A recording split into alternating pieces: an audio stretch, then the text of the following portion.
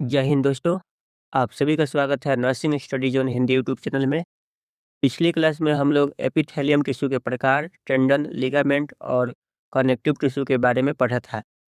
आज हम लोग इसके आगे टिश्यू का तीसरा टाइप मस्कुलर टिश्यू और मसल कितने प्रकार के होते हैं, वॉलंटरी मूवमेंट क्या होता है, इनवॉलंटरी मूवमेंट क्या होता है और भी बहुत कुछ के बारे में जानेंगे। तो चलिए शुरू करते हैं। सबसे पहले हम समझते हैं कि मस्कुलर टिश्यू क्या होता है, ये काम क्या करता है, इसका निर्माण कैसे होता है। तो चलिए समझते हैं। मस्कुलर टिश्यू शरीर का वह ऊतक होता है जो अंगों के मूवमेंट के लिए जिम्मेदार होता है। ये मसल से बने होते हैं और ये मांसपेशियों के रेशों से निर्मित होते हैं, जिन्हें मायोसाइट कहा जाता है। एक और बात ध्यान रखिएगा, जिस प्रकार हड्डी के बनने की प्रक्रिया को ऑस्टियोब्लास्ट कहते हैं, उसी प्रकार मांसपेशियों के बनने की प्रक्रिया को मायोजेनेसिस कहा जाता है। समझ गए? अब इसका कार्य को देखते हैं। यह काम क्या करता है?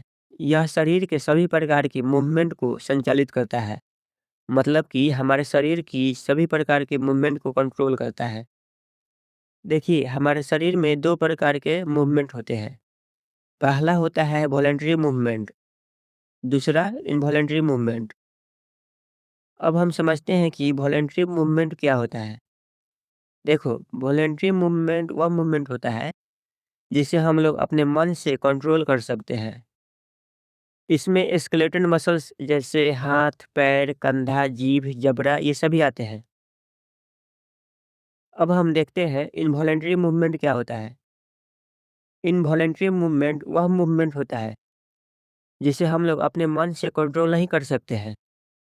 इसमें स्मूथ मसल्स जैसे हार्ट, लीवर, किडनी, आर्टरी और भी बहुत कुछ ये सभी आते हैं। समझ गए? अब हम लोग मायोपैथी को भी समझ लेते हैं। मायोपैथी जब मांसपेशियों के कार्यों में किसी भी प्रकार का गड़बड़ी दिखती है या गड़बड़ी होती है तो उसे मायोपैथी कहते हैं। चलिए अब हम लोग मांसपेशियों के प्रकार को देखेंगे। देखिए, मांसपेशियां 3 प्रकार की होती हैं। पहला स्केलेटन मसल, दूसरा स्मूथ मसल्स और तीसरा कार्डियक मसल। अब हम लोग एक-एक करके सभी मांसपेशियों के बारे में जानेंगे। पहला है स्केलेटन मसल्स। यह हमारे कंकाल तंत्र यानी स्केलेटन सिस्टम में पाई जाती है। इसका प्रकृति वॉलंटरी होती है, यानी हम लोग अपने मन से इसको कंट्रोल कर सकते हैं और इसकी संरचना धारीदार होती है। अब हम लोग कुछ एमसीक्यू को देखते हैं। तो पहला एमसीक्यू है टोटल नंबर ऑफ मसल्स। इसका उत्तर आपको कमेंट में देना है। अब दूसरा एमसीक्यू देखते हैं, total number of skeleton muscle. तो इसका उत्तर होगा 639। स्केलेटन मसल की टोटल संख्या होती है 639। तीसरा एमसीक्यू देखते हैं, कंकाल की मांसपेशियों की क्रियात्मक और संरचनात्मक इकाई है। तो इसका उत्तर होगा स्केलेटन मसल। अब हम लोग दूसरा मसल स्मूथ मसल के बारे में जानते हैं। यह हमारे शरीर के कोमल अंगों जैसे गर्भाशय और धमनियों में पाई जाती है।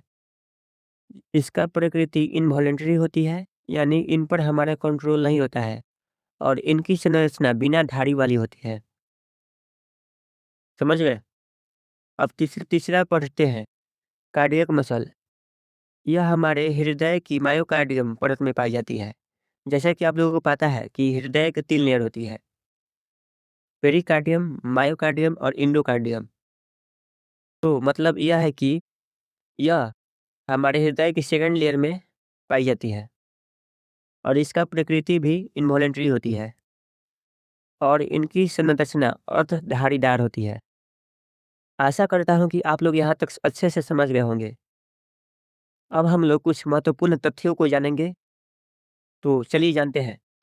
जब 5 वर्ष के उम्र के बाद कोई बच्चा अपने मल त्यागने को कंट्रोल नहीं कर पाता है तो उसे फंक्शनल अनकोपरेसिस कहते हैं, और अगर पेशाब को कंट्रोल नहीं कर पाता है तो उसे नॉकटर्नल एन्यूरेसिस कहते हैं। देखिए, फंक्शनल एन्यूरेसिस के लिए हम लोग इमिपिरामिन या डेस्मोप्रेसिन दवा देते हैं। अब आगे पढ़ते हैं। शरीर की सबसे छोटी मांसपेशी स्टेपेडियस होती है, जो कान में होती है। शरीर की सबसे लंबी मांसपेशी सर्कोटियस होती है, जिसे टेलर मांसपेशी भी कहते हैं। शरीर की सबसे मजबूत मांसपेशी मैसेटर होती है, जो जबड़ा में होता है। तो आज के वीडियो में हम लोग पढ़े कि मस्कुलर टिश्यू क्या होता है, मसल कितने प्रकार के होते हैं, वॉलेंट्री मूवमेंट क्या होता है, इनवॉलेंट्री मूवमेंट क्या होता है। अब हम लोग नेक्स्ट वीडियो में नर्वस टिश्यू और इस पूरे चैप्टर का एमसीक्यू देखेंगे। तो आज के लिए बस इतना ही, मिलते हैं एक नई वीडियो में, तब तक के लिए जय हिंद।